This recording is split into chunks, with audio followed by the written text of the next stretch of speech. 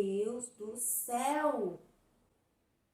Você do lado daí, já percebeu que todos os dias ao acordar, nós temos infinitas informações, notícias dos vários tipos, diversos lugares, desde a nossa cidade, a nossa escola, o mundo inteiro, na tela do nosso celular, no nosso computador, na nossa TV e também nas revistas, nos jornais que a gente tem na nossa casa? Será que é sobre isso que a gente vai falar na aula de hoje? Então, me acompanha e assiste até o final para você conversar comigo na nossa aula online, tá bom?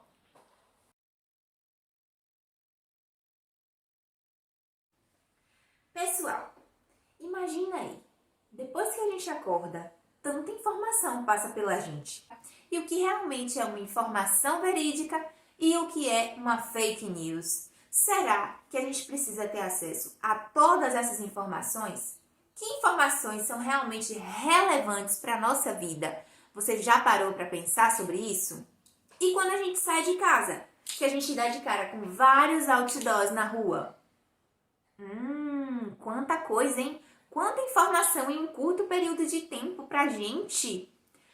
Pois é, galera, o tempo todo nós temos acesso aos mais variados tipos de informação. E é sobre isso que a gente vai falar na nossa aula de hoje.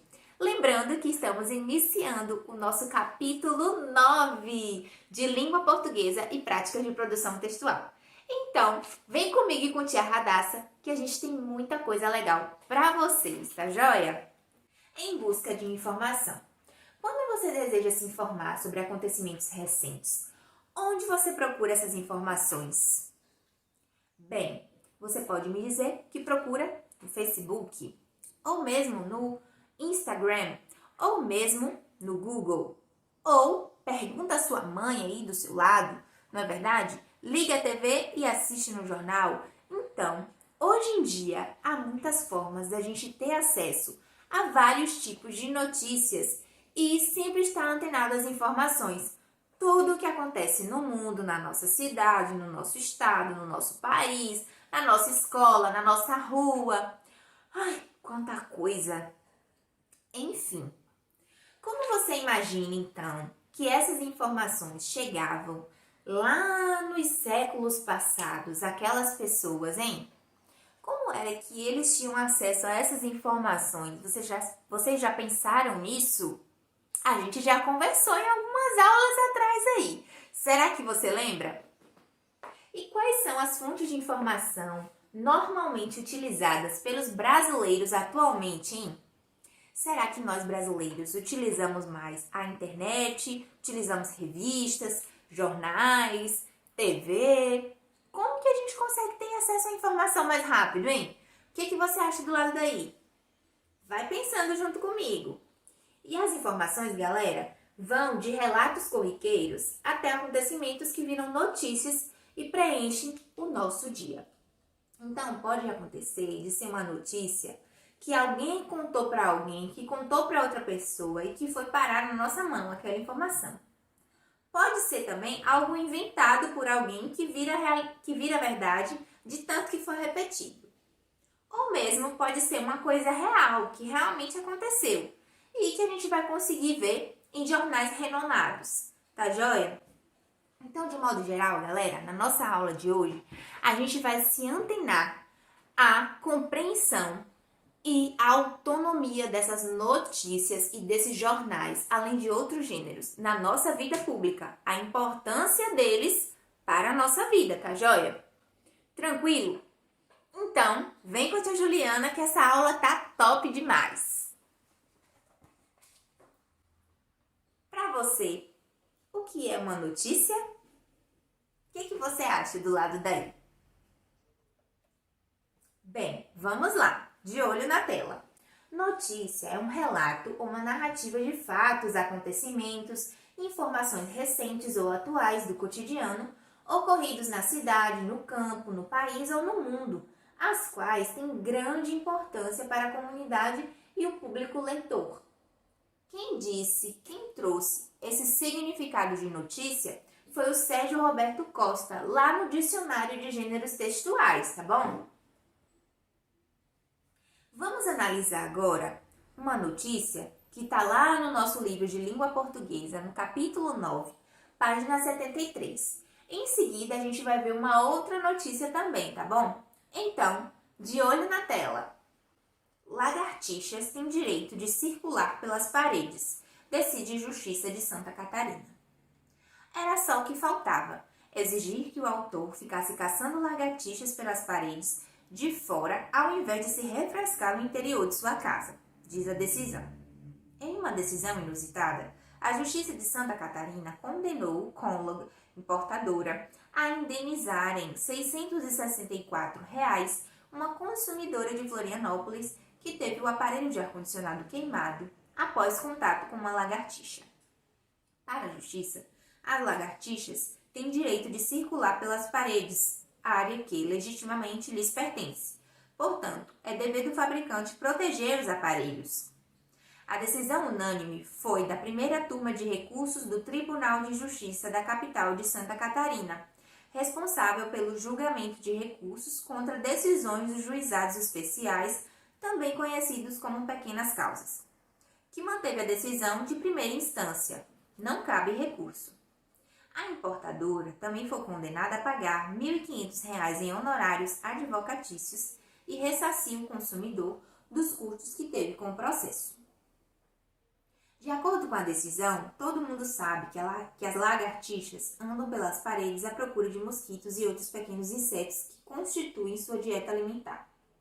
Todo mundo sabe disso, e certamente também os engenheiros que projetam esses motores, que sabidamente se instalam do lado de fora da residência, área que legitimamente pertence às lagartixas.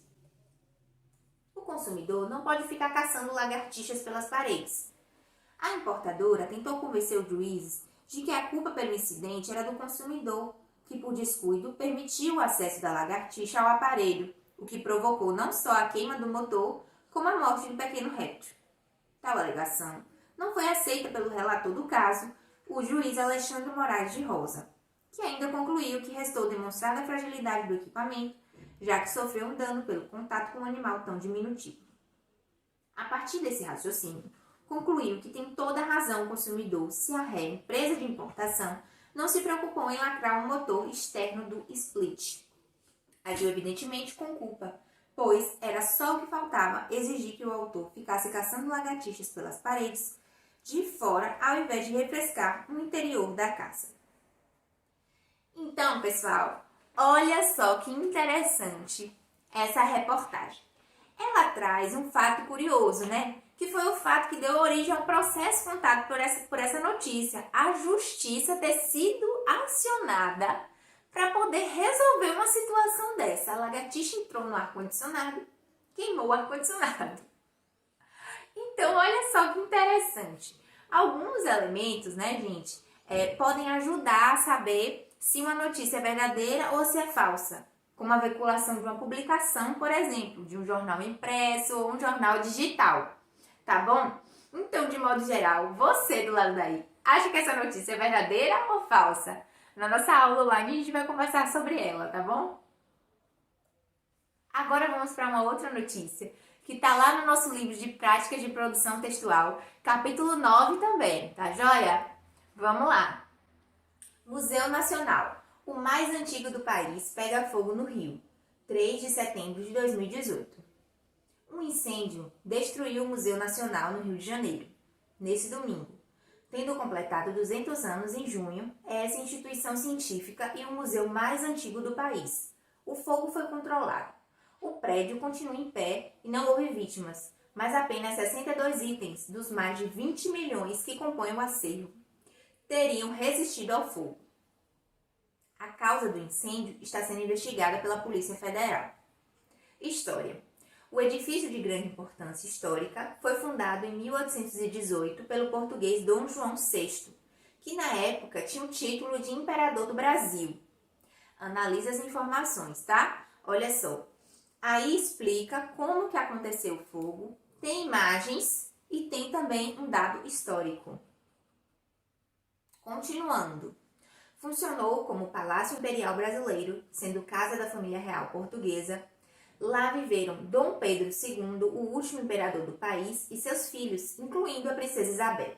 Em 1822, ali foi assinada a independência do Brasil. Entre 1890 e 1891, o palácio foi sede da primeira Assembleia Constituinte da República, que marcou o fim do Império do país. E assim, ele coloca mais uma imagem, tá? Para afirmar, para dar veracidade à informação passada. Então, esse outro texto sobre o museu, essa outra notícia. Vamos continuar lendo ela, para a gente analisar algumas coisas. O fogo levou embora peças importantes. O fóssil humano mais antigo das Américas, de aproximadamente 11.500 anos, e chamado de Luzia, estava entre elas. O primeiro fóssil de dinossauro de grande porte montado no Brasil também. Outras perdas foram a primeira coleção de múmias egípcias da América Latina e trajes indígenas, com centenas de anos, além de peças de áreas da ciência, como geologia, paleontologia e arqueologia. Dos 20 milhões de itens, a estimativa é de que só 62 tenham resistido por serem resistentes às altas temperaturas. São os meteoritos, pedaços de asteroides ou cometas que caíram na Terra depois de atravessar sua atmosfera e resistir a muito calor. O mais famoso é Bendegol, que pesa mais de 5 toneladas e é o maior já encontrado no país. Ele foi achado no sertão da Bahia no século XVIII.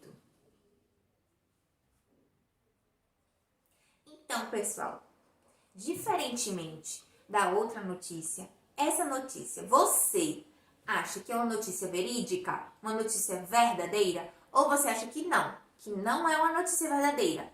Analise o contexto, tá? Analise os pontos. Tem informações relevantes? Tem imagens para provar? Tem linguagem adequada? Enfim. Mas então, você vai me perguntar, Tia Júlia, já entendi o que é uma notícia, quando a notícia pode ser verdadeira, quando pode ser falsa, mas como eu vou escrever uma notícia, Tia Juliana? Não se preocupe, eu vou mostrar para você agora, de olho na tela. Galera, então, o principal objetivo da notícia é informar o leitor sobre fatos e acontecimentos, tá? Atuais e relevantes, que são do interesse de muitas pessoas. Então, por isso, a gente tem que analisar os seguintes pontos. A gente tem que pensar no assunto da notícia. O título da notícia tem que ser atraente, tem que ter fotos e legendas, tem que ter lead, tem que ter uma pirâmide invertida e tem que ter informações adicionais, tá joia? Tranquilo, pessoal? Então, de modo geral, olha só. A gente tem que pensar no assunto dessa notícia. Então, um assunto que seja relevante para a sociedade, né? A gente não vai falar de qualquer coisa. E tem que ser, galera, um acontecimento recente, tá bom? Algo atraente para que as pessoas queiram ler aquilo. O título da notícia tem que ser atraente também. Por quê? Tanto o nosso texto quanto o nosso título tem que ser interessante para uma leitura, não é verdade? E é importante que a gente coloque fotos com legendas, tá bom? Essas legendas, essas fotos vão ter o quê? Quando foi tirada aquela foto, onde, quem tirou aquela foto, tá joia? Dando créditos ao fotógrafo. Ou se foi você que tirou, você coloca lá que você tirou naquela cidade, tal dia, tal hora. Tranquilo? Lead, Tia Júlia, o que é lead? Pelo amor de Deus. Gente, lead é o primeiro parágrafo da notícia, onde vocês colocam as informações mais importantes daquela notícia. Então, você coloca o título, bom, aquela informação.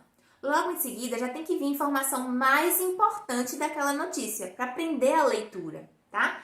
Por isso que é chamado de pirâmide invertida.